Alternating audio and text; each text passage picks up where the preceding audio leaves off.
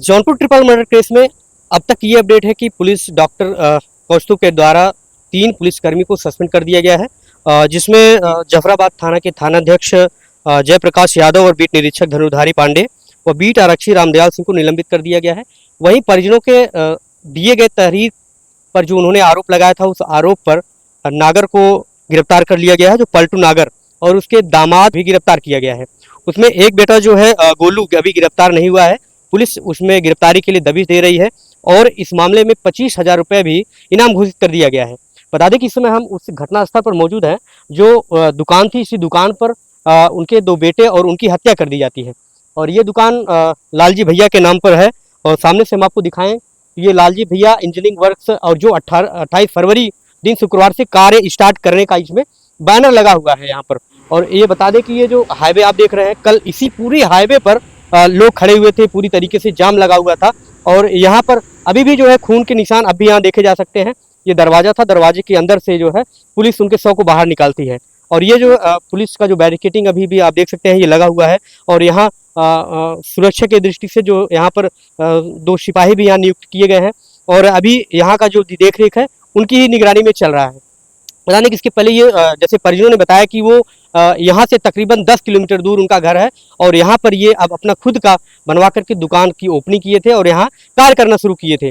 और अब पुलिस के द्वारा इसमें बड़ी कार्रवाई की गई है, जिसमें जो दोषी पुलिसकर्मी थे, क्योंकि लगातार उनके परिजनों के द्वारा बताया गया, उनकी पत्नी के द्वारा बताया जा रहा है कि बार बार शिकायत करने के बाद भी पुलिस कार्रवाई नहीं करती थी और जबरन सुलह समझौता करने का दबाव बनाती थी, जिसका कारण ये रहा कि कार्रवाई न होने की वजह से ये घटना हो गई। पुलिस अधीक्षक के द्वारा 3 लोगों को निलंबित किया गया है और क्या कुछ इस अपडेट है इस मामले में, और हम आगे घर पे चलेंगे, उनसे बातचीत करेंगे, आपको दिखाएं कि ये रोड जो है देखिए कितने वीरान जगह पर है, क्योंकि इस रास्ते पर कोई भी या इधर साइड में कोई आता जाता नहीं रहा होगा। शायद हो सकता हो कि इसी का फायदा उठा करके जो आरोपी थे, जो उनके दुश्मन थे, उसका लाभ उठा करके यहाँ पर हत्या कर दिए। ये जो वाराणसी का ये रोड जाता है, ये वाराणसी को जाता है और ये जहाँ पर ये दुकान है वो इस समय नेवादा में हम मौजूद हैं। सर कल सुबह में जो है 7:30 बजे लगभग जैसे पंचायत भवन पे कार्य हो रहा था वहाँ पे पहुँचे तो जानकारी मिली गांव के एक व्यक्ति के माध्यम से कि शायद गांव में ऐसी घटना हो गई। तो जैसे ही सुने तो अचंभा हो गया कि एक साथ तीनों परिवार का कैसे ऐसा हो गया। जानकारी मिलते ही तुरंत जब आनंद फानंद में सब लोग निकलने लगे तो पूरे गाँव के लोग यहाँ से निकल करके नेवादा के लिए सब रवाना हो गए। जैसे ही हम लोग नेवादा पहुँचे तब तक जो है प्रशासन अपना काम कर चुकी थी, तीनों डेड बॉडी को लेकर के अपने कब्जे में ले ली थी। तो मौके पे ये हुआ कि जो प्रशासन कह रहा है उसकी मदद की जाए या अपनी मदद करवाई जाए, बस उतना ही कार्य हुआ। उसके बाद में जो प्रक्रिया होनी थी वो सारी हुई है। पोस्टमार्टम हुआ रात में, लगभग उनके मझले वाले बच्चे को पेरोल करा कर लाया गया, मुखाग्नि दिला करके अंतिम संस्कार करके लगभग रात 12 बजे तक रिटर्न हुए हैं। कैसे कैसा परिवार लेकर कैसे लोग? परिवार मान के चलिए कि सभी लोग जिस तरह के परिवार होते हैं वैसे ही हैं, खाते कमाते सभी लोग थे।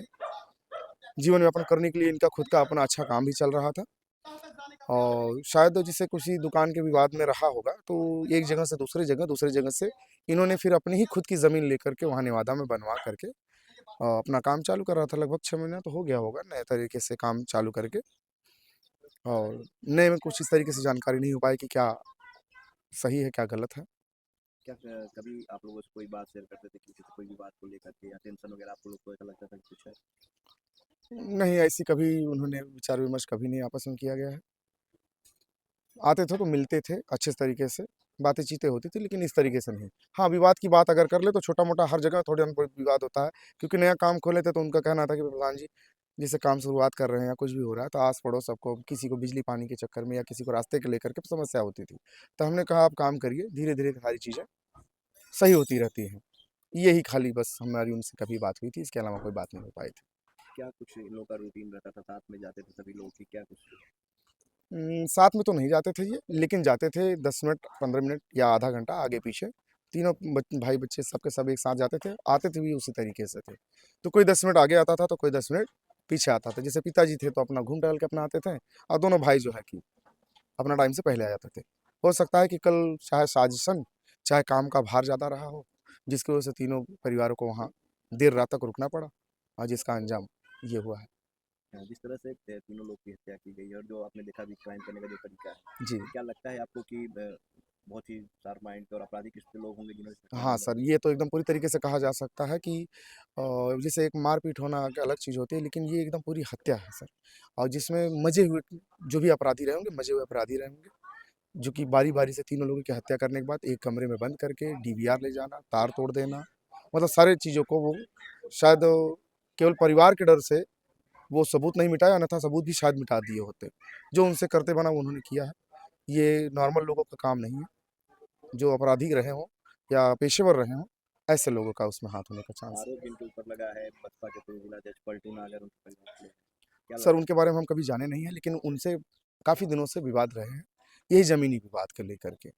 और जैसे कि उनकी बड़ी बहू के माध्यम से जानकारी हुई, कोई नई जानकारी अगर है भी, तो केवल उनकी बड़ी बहू को पता है।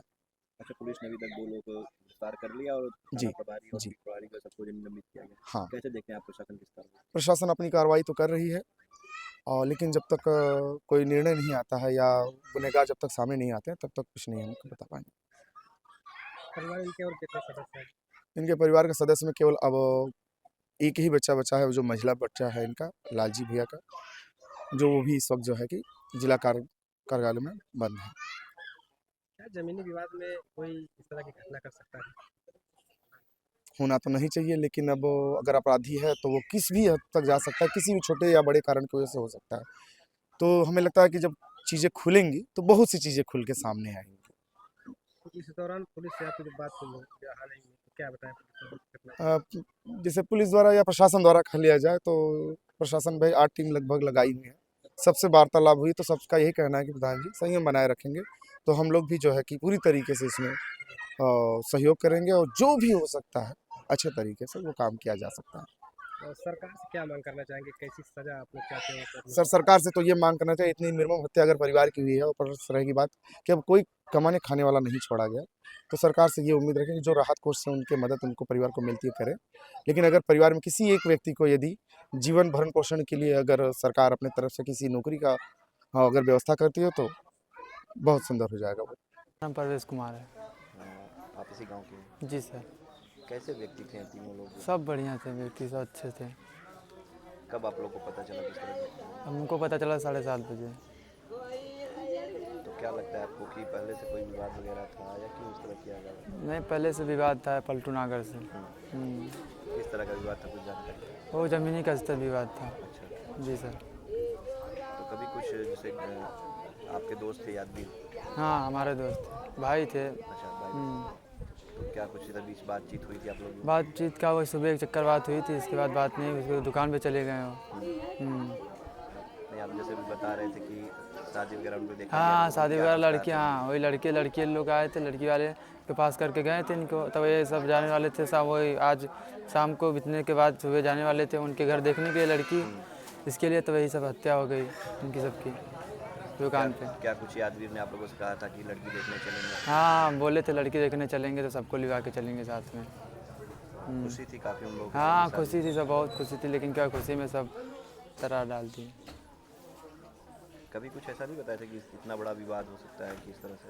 नहीं तो 2-3 बार धमकियाँ मिली थी उन सबको, शायद हाथ पैर उनके पापा जी को तोड़ दिया गया था वहाँ पे पलटू नागर के से। अच्छा, जी सर।